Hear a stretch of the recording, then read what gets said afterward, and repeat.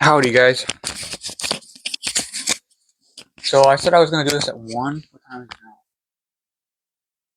12:52. So I'm going to wait like a couple minutes here to get into what I'm going to talk about. Um,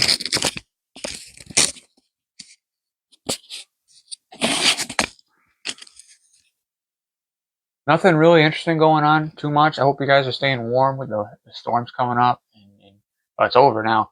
And that storm was, here's what's funny too. And I should show a video of this. Let me know how the mic is too. If the mic's good or not. My icicles in my room are melting. Isn't that weird? They're melting, but it's 15 degrees outside according to the weatherman, according to the weather app also. So,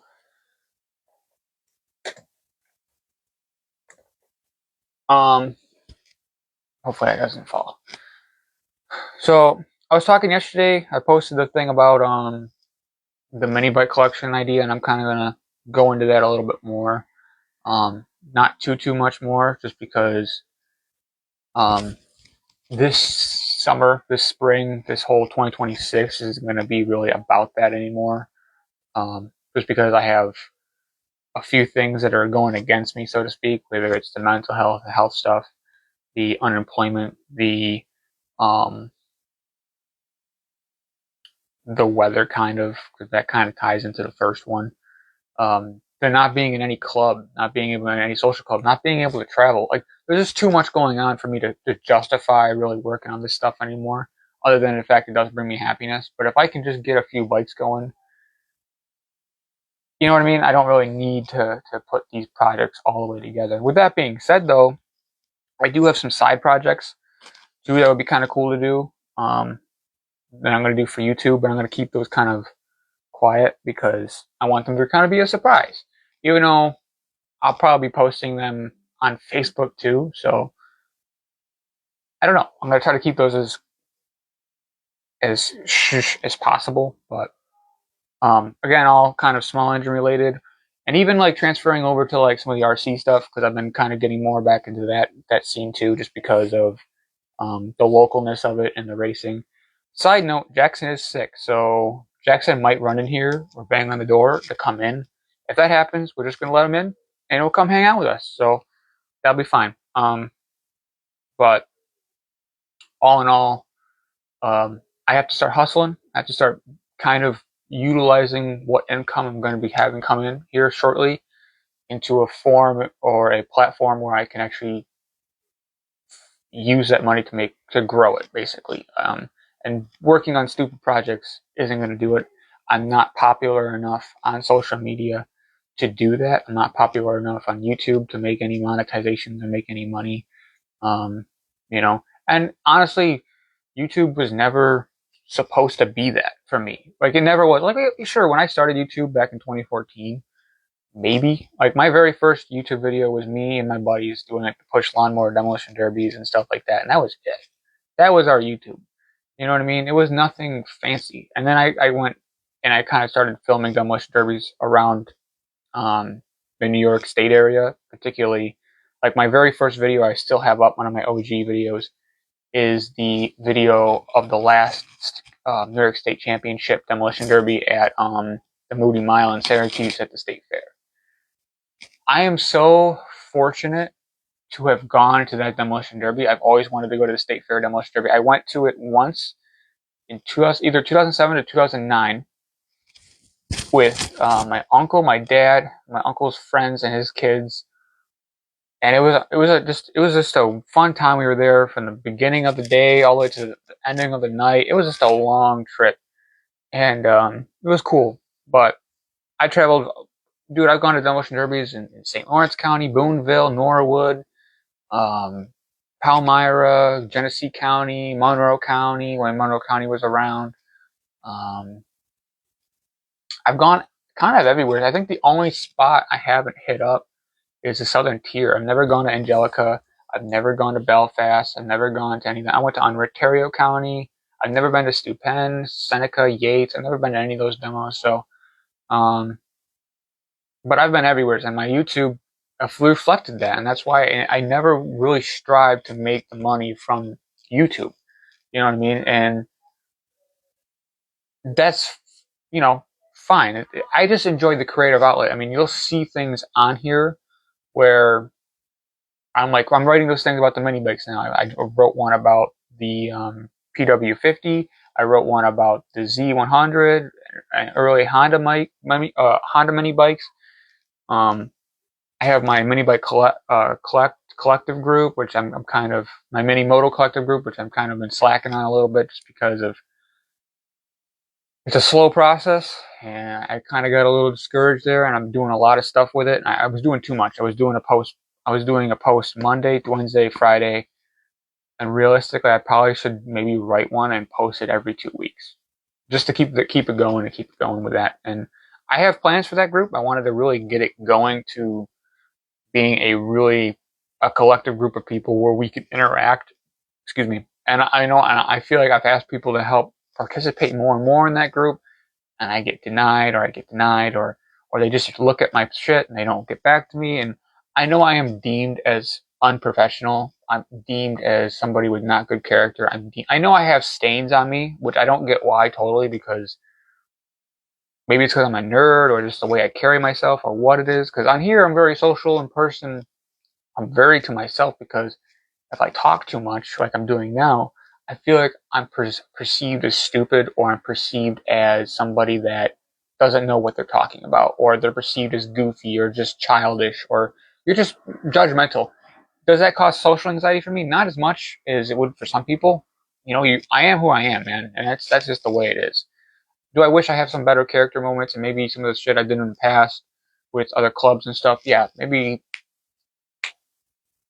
there was something there. There was also something there though where I felt there was favoritism and I was looked down on as a less than, or I was looked down as somebody that wasn't. But you got to also think though, like I was new too.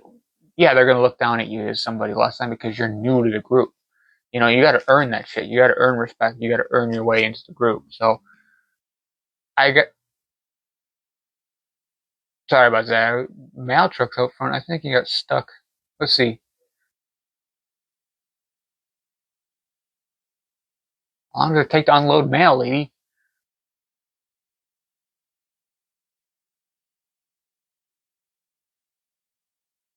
She was a little stuck. But yeah, so there are. I'm still keeping my nose to the or my ear to the ground. There are other clubs potentially starting that I know that potentially. I don't know. I've heard word from out that there are some other stuff going on that I could probably maybe join up on. I just have to get better.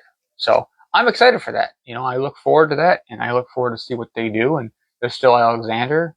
I'm not part of that club anymore, but there really is honestly no club there anymore. There's just, from what I've seen, it's not what we envisioned. It's not what he envisioned as a leader. It's not what we thought. Um, and I know I was being blamed for that reason. And to see that over the summer, nothing has changed has it made me feel sad because I kind of just wanted the guy to succeed because I do.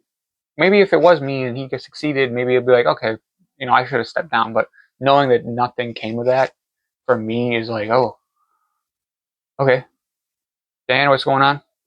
But um, I still chit chat with him as well. The person that does Alexander as best I can. I still look at him as a friend. You know, I look at everybody as a friend. I made mistakes, but yeah. But go moving on because it is 1 o'clock now. 101. So basically, as you guys know, I have a bunch of the bikes in the garage, bunch of stuff I bought for my buddy Tim or bought on Marketplace, stuff like that. I think most of my bikes that I have that are projects are, it's actually a 50-50 split because I have 2 bikes from Marketplace, 2 bikes from Tim, and then I have the CT200 which I bought from Runnings. So one's a box store build or buy, and then the other 2 are from my mini bike dealer, which is in Chilai, and then there's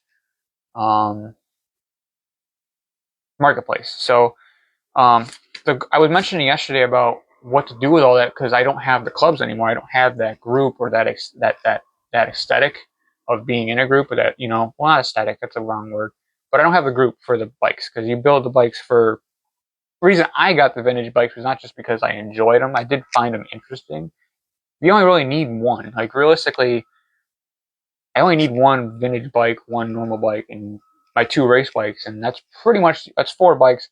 That's pretty much a completed collection, because you have two race bikes, one for off-road racing, one for drag racing, one trail riding bike, and then one vintage bike you can just tote around the yard in, or take it to shows, or do whatever you want to do with it. Well, being in those groups and stuff like that, you do kind of get addicted to getting old stuff, or get addicted to buying old bikes. And with the older generation, I get it, because for them, those bikes were around when they were kids.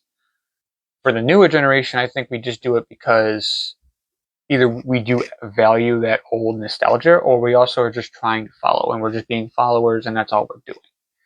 So, or we're just trying to get attention at shows, or whatever it may be, why ever we get old bikes. I don't know. We also have, some people have flavors. Like, I know Tim, he likes the Arcos. That's his thing. And if he generally likes that flavor of bike, which I know he does because he has a bunches of them, and so be it. And then there's some people that have like Arctic Cats, tons of Arctic Cat mini bikes, and that's their flavor. Tons of Rups, tons of whatever. I don't have a particular flavor, which kind of tells me that maybe collecting old bikes isn't my thing. I don't know. I do have. There's really only one vintage bike that I do really want, and I guess is the Sears Drover I was telling you about, which is a Sears mini bike. So I guess my flavor is kind of the Sears and Manco situation, because I do have a Manco that I really like. I have a Sears that I like. I have I liked the when I was with Alexander and riding with the president there. He let me ride the Enduro, the Rupp Enduro that he had. That bike was super fun. Like, that Alexander as a whole, that little wood area we built for trails, super great for vintage bikes. I mean, maybe not so much the bigger modern ones, but like a Rupp, or like a Thunderbird, or like any rear suspension 70s bike. That place is awesome, straight up. I've ridden the Murray on there. It's okay. It's not great, but it's sweet.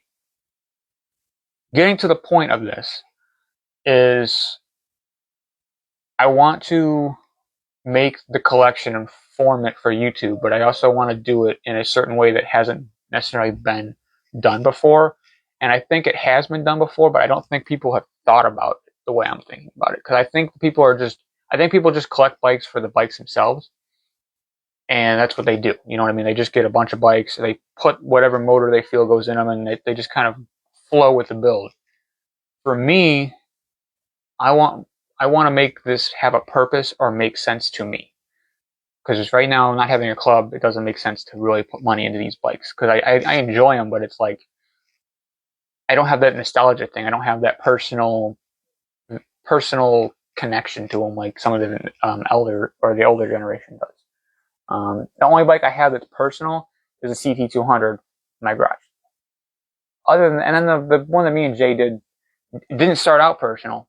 There was no personal connection there. But now that it's done, it's something that me and him did together. And I've been looking. I looked at Jay as not just as a friend, but also as a mentor as well. So, and I find like I do that a little bit too much, where I get connected to figures or to adults, and I start to get kind of wear my feelings on my sleeve, so to speak, where I'm like, yeah, like, this guy is awesome, and I really want to, impress him, or I really want him to show me the way, or I really want to learn something from him, or like, I really want to be cool in his eyes. You know what I mean? Like, I don't know. I think I did that with past leaders in the other mini bike club, with the Western New York club. I did that. I feel like, and this is just me being brutally honest, bro. I'm tired of just hiding shit and lying, and no, I'm fucking done with that shit. I'm gonna be brutally honest, and that's it. Because I think that's the way to go. And I looked up to people, and sometimes when I look up to them and I start kind of bugging them and bothering them, and really, then it kind of comes off like, okay, this kid's too much. Don't want to deal with him. Okay, I get it. You know what I mean? But so what makes sense, though, getting back on track with this collection, as I've mentioned before, is I enjoy small engines as a whole, just like the little thumpiness and the simplicity of them, which even though they're simplistic, I still mess them up. But um, just they're like little. I don't know. They're a small engine they're a small thing that just has so much potential and so much power out of a small package that it's neat. And then you have like the bigger engines that are modeled almost. Well, the bigger engines are actually modeled after the small ones because they made small engines before they made the big ones. And I don't know. I just the whole thing to me just kind of tickles my fancy, so to speak. So to take like some of these bikes and then putting every variant of small engine on them. So like um let's write down what bikes I have. I have an Arco, I have a Sears, I have the CT, I have the Manco, which we're kind of buttoning that up, so to speak. What else we got? Arco, Sears, CT, Manco. We got another Murray.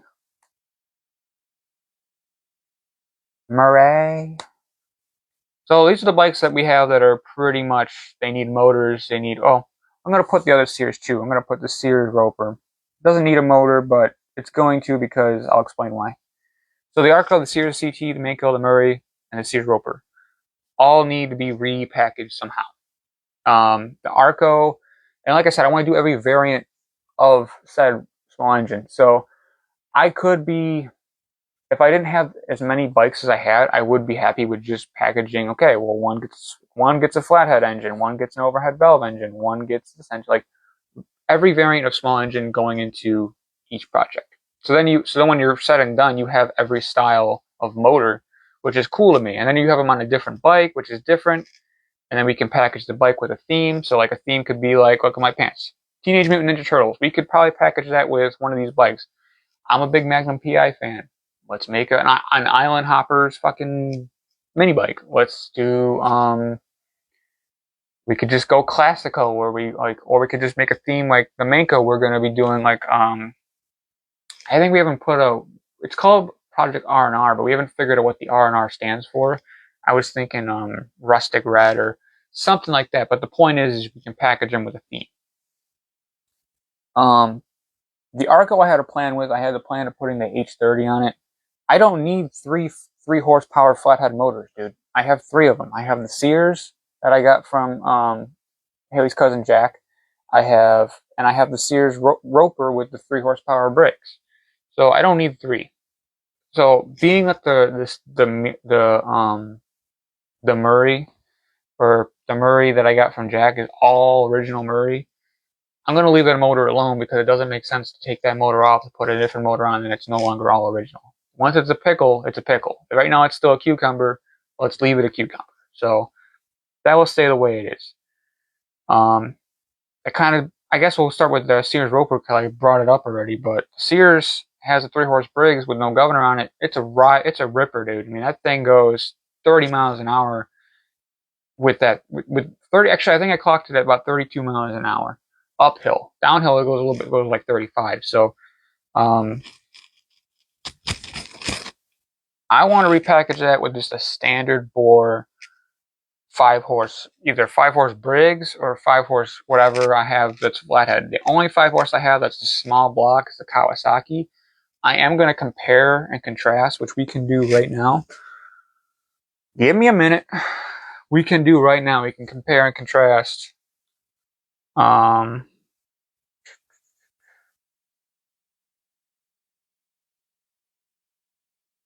So Kawasaki FA210D. Oh, I didn't pick up any of that. That's cute.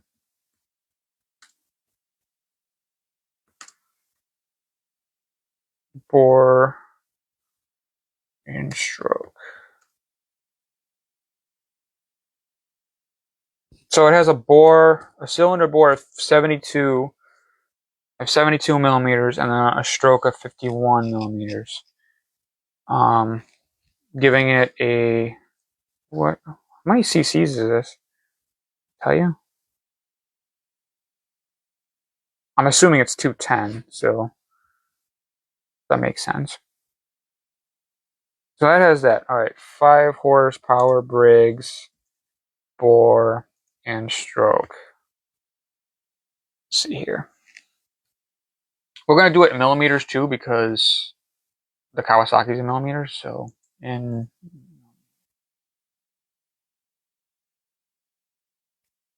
oh, I might not be able to do it in millimeters. Okay, yeah, we can do it in millimeters. Okay. Well, because a Kawasaki is Japanese, so they're doing everything in metric, and then we do it in standard. And because the bore and stroke for Briggs is in inches, but if we're gonna a classic model flathead is 35. All right, so it's 30 or not 35. It's 65 millimeters for bore and 61 millimeters for stroke for the classic flathead. For the Vanguard modern overhead, oh, that's overhead valve. Okay, we don't want that. So they're close. Kind of. Not really. Honestly, this is almost like a big bore version of the Briggs. Honestly. But this has a bigger stroke. So you have a bigger bore with the Cowie, but a less stroke, but you have a bigger stroke with the Briggs. But a smaller bore. I don't know. They're both. I almost want to kind of use a 5 horse Briggs just because I know that's the standard. But I don't want to go out and buy a 5 horse Briggs when I don't have the funds to do so. I had a 5 horse Briggs, but I sold it. I had a few 5 horse Briggs actually, and I gave them all away because I wasn't using them. I had no reason to use them. So we're gonna stick probably with the Cowie. I mean, if I can get my hands on a cheap 5 horse Briggs, then maybe, but the Cowie's pretty close. I mean, 60, not super close though. 65, 72.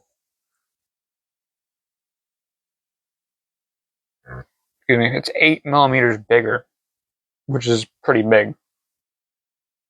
I'm sorry, it's 7. And then stroke's like 10. 61, 51.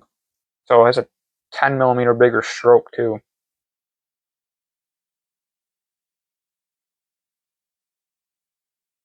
I don't know. So like the Sears, we'll just say for now, we're probably gonna do a 5 horse Briggs or the 5 horse Cowie because I have it. So we'll do 5 horse Cowie, which will fill in the position of a standard board flathead small block.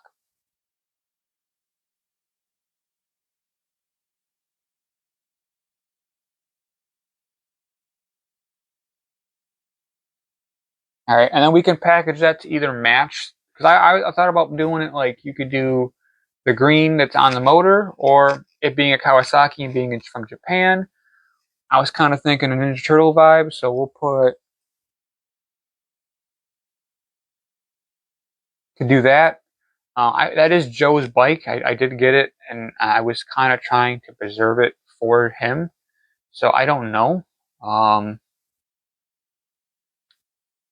Kind of a bittersweet thing because of how things went down with that. So maybe I will do both because Joe was able to pick that motor up for me. He went out and picked up that Kawasaki for me, and then if I can use the carb setup that's on that 3 horse Briggs on this 5 horse Cowie, which I have no clue if that will work. Then I just add my flair with the Teenage Mutant Ninja Turtle thing. It kind of works. It's kind of a collaboration. So I like that. I like that. And this is just my thought process, how I go through stuff.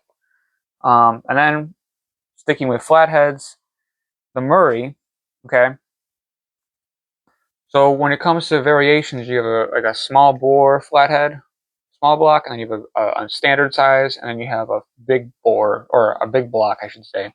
I have a big block Tecumseh 5 horse, H50, and I think that would be sweet and awesome on a Murray. And I'm going to paint that copper because it kind of reminds me of my kink gap I had when I was a kid, and that was copper. And I went everywhere with that bike, dude. I rode it all over Greece. It was like my was like my second arm, dude. I mean, that thing was everywhere. It was almost like a partner in crime. So if I'm gonna have my own personal bike and my own little trail bike, which this Murray's, that's what we're gonna do this summer, I think, is this is gonna be my personal bike this summer. I'm gonna try to recreate what I had the with that kink gap. RIP, that thing got stolen. But what what is it? What's the saying? What comes around goes around. It's kind of one of those things with that bike. So, not saying I stole it, but I got it from sketchy sources. But yeah.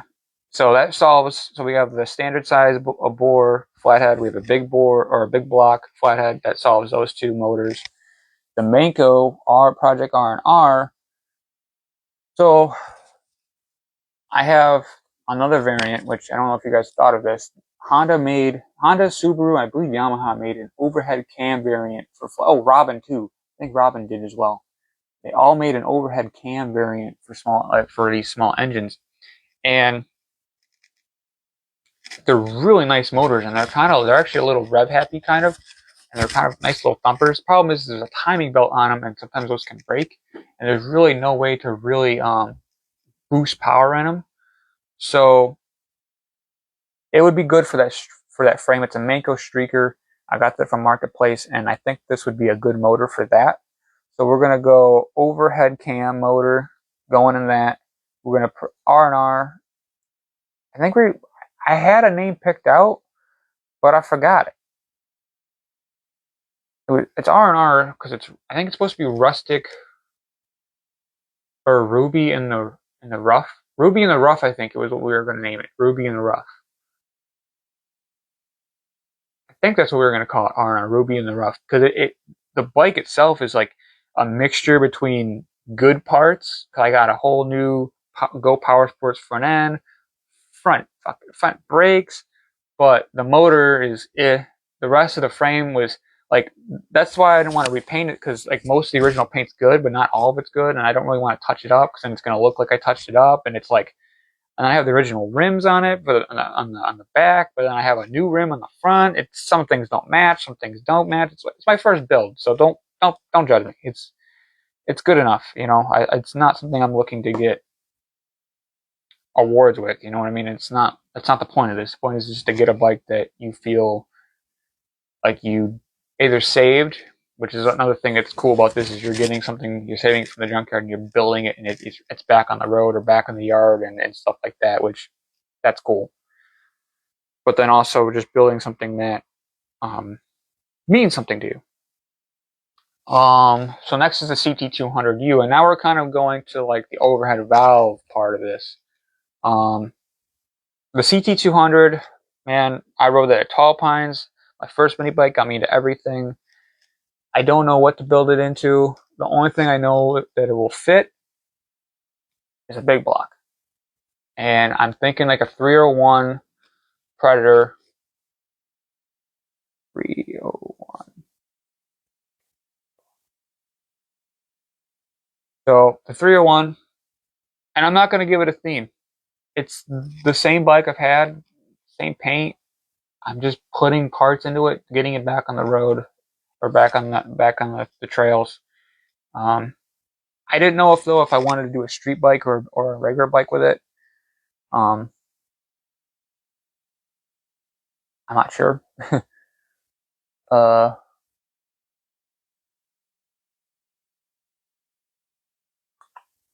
gonna say street. So we'll make it a street bike, just because like I can ride it around here and stuff. But it being no suspension, even though it didn't stop me at Tall Pines, we'll do street. Maybe I'll probably still use it off road too, like around the yard, because it can do that. But obviously with street tires, you can't have it on wet surfaces, so it'd have to be dry out. But so we got two more bikes left.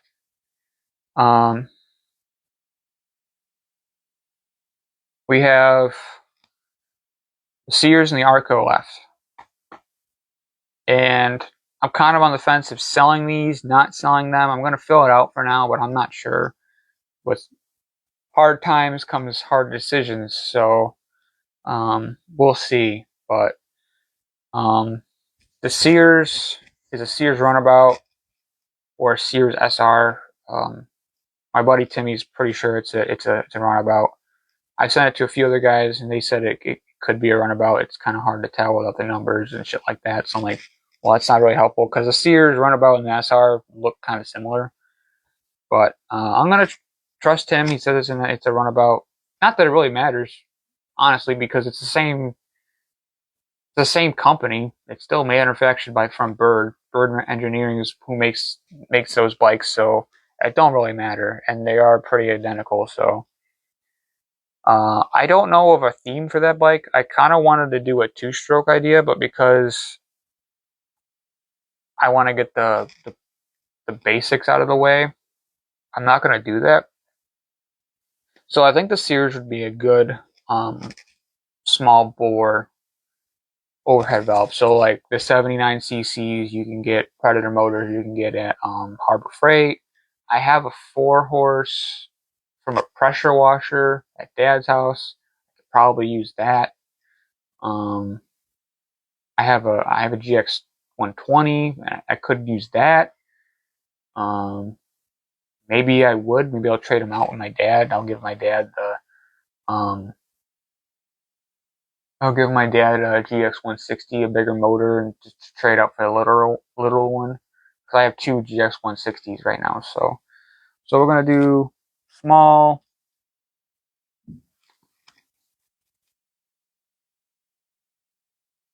bore,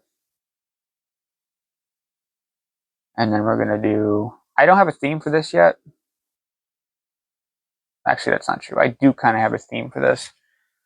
And I think we're gonna do like a road runner kind of thing. I think that'd be kind of cool. I'm thinking road runner, and then I'm thinking link front suspension. I'm putting this down just because it's what's gonna set this build apart. I'm thinking of getting the one from GPS. That they have a front link suspension that looks sick on this bike, and then we're just gonna do a normal 6-inch wheel that came with the bike. I wanted to do 8, but I don't know if that's gonna work. So, the Arco, man, the Arco. I really like the Arco, and I really like that H30 idea. I do. I think the H30 on the Arco would be sweet, but like I said, I don't need 3 horsepower motor on an Arc. Like I don't need multiples of the same motor. You know what I mean? So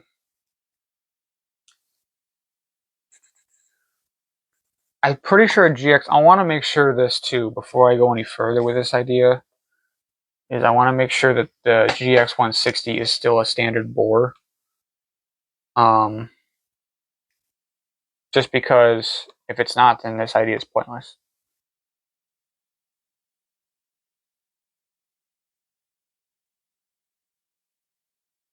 Alright, so it is a standard bore.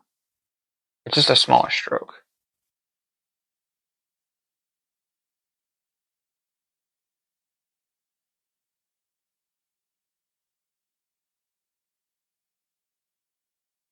Yep, so GX 160 is a 68mm bore with a 45mm stroke, and then the Honda GX 200 is 68mm bore and 54mm stroke. So it's basically the Honda GX 200 is basically just a stroke for 160. So we're gonna do that. I have a bunch of GX 160 motors. We'll throw that on the Arco. GX 160, which will be our standard bore. So that will be our standard bore bike. Will be the Arco. It's kind of funny because Timmy has his Arco that I got, which is like identical to this one, and it's has a 212 on it, which is not a standard bore. It's actually like a stroker of a standard bore. It's actually bored and stroked out because I believe it's a 50. No, it's not bored. It's bored out. It's not stroked. Because Predator motor is 70mm, and then I believe it's 50 5 millimeters, so it's a 1 stroke more. I don't know, but he has one of those, so it's kind of cool that he has like the bored out version, and I'll have like the little bit dimmed down version. So we'll do that. And I'm still thinking Richard Petty, man. Richard Petty theme. And this goes back to my thing of success. This goes back to what I was telling you guys before with that post. I'm going to post it after, you know what? I'm going to post it after I'm done with this, my thing about success. Because I was watching a Richard Petty documentary one day, and it was so fascinating to see everything that he's done with the foundation, with the Petty Foundation, and then all those wins and the championships and all that stuff. And then just one day, he just had this huge dry spell. I mean, like by the time he retired, he really didn't have much success in the sport anymore. And I don't have the numbers offhand, so I'm not going to spit them out. But out of the 200 wins he had a mountain full of losses, dude. I mean, mountains full. But and then I broke down the percentages of that, and he only succeeded like I think it was between 16 to 20% of the time, which that is pretty. In a way, it's kind of impressive, but in the same way, it's not, because it's such a low number. Like in a human way of thinking, that's such a low number. You're only like if somebody told you, yeah, you have a 16% chance of living today, you have a 20% chance of living today.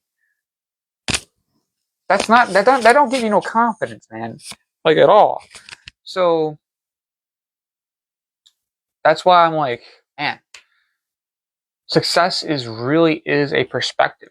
You know what I mean? Or success is almost viewed when it happens, and then once it happens, it can cement you. It can put you where you need to be. Um, but I feel like in the same time, success, because think about it. I mean, a guy won 200 races, but then you break down the percentages and you see everything he did.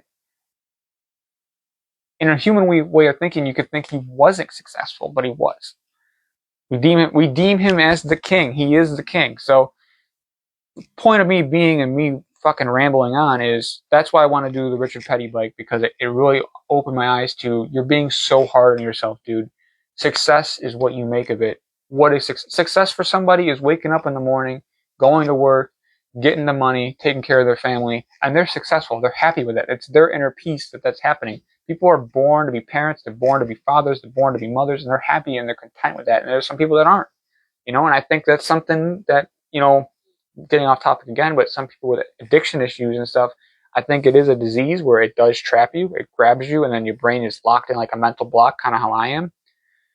But I feel like that's why people start that shit, because they can't find that inner peace, they can't find that success, so they just want to feel good, because success makes you feel good, it gives you that dopamine, it gives you that high, but then it, and that's why they do the whole drug thing. So Arco mini bike, getting way offhand, it's going to be the Richard Petty one, and these are the bikes I want to finish.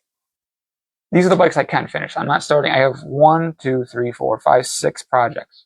6 projects, guys. It's ridiculous. So once these are done, then we can make a list of another 4 or another 6, because there's still variants I don't have. I don't have a rotary engine. I don't have a 2-stroke.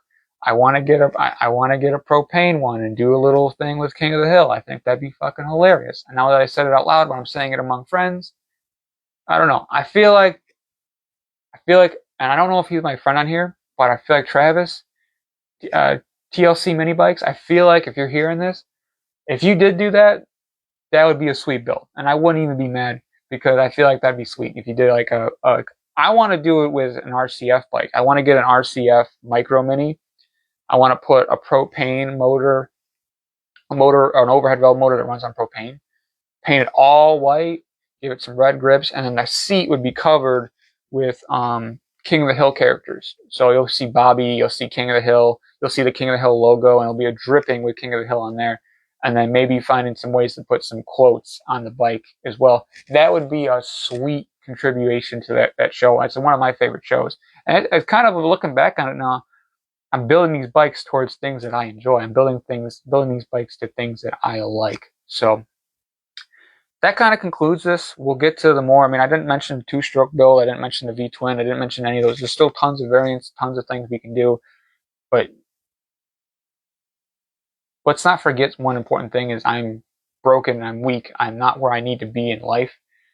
to do fun things like this, you need to be successful. To do fun things like this, you need to be able to go out and do things like I was. I am not. As you can tell, I'm looking at myself on the screen and I look way worse than I did a year ago. I don't know why. Not trying to catastrophize or make you guys feel bad or pity or whatever. It's just blatantly factual. This is just not right. So, fix myself, and in the process of fixing myself, we'll fix some bikes. You know what I mean? And that's what we're gonna do. One piece at a time. That's another thing too. I didn't get anything done at the time of working because of the fact I was beating myself up. Like, man, when I do these projects, I want to buy everything in one lump sum. I want to do one go with this. I don't want to fucking be nitpicking, buying an axle here, or buying a fucking grip here, or buying this here, buying this here. Drove me insane. And I will say after this, I think the only vintage bike that I will probably ever touch after this is maybe a Rupp, an Arctic Cat, or a Sears. And maybe a Thunderbird. But I don't want to get anything like frames. I'm done with that. Never again am I buying unless it's that Sears Drover. I do not want to touch another frame. Rollers from here on out. And it better have the right axle bolt. It better have the right tires. It better be complete. I'm done with that. Done. So, all right. That's where I'm going to end this. I'm just gabbing. But I enjoy you guys appreciate you guys coming and watching. I'm going to share this as best I can. But, yeah. Thank you guys for tuning in. I'll talk to you guys later, and let's knock this shit out. You guys have a good day. Fucking kill it. And, let's get this shit going. Peace out.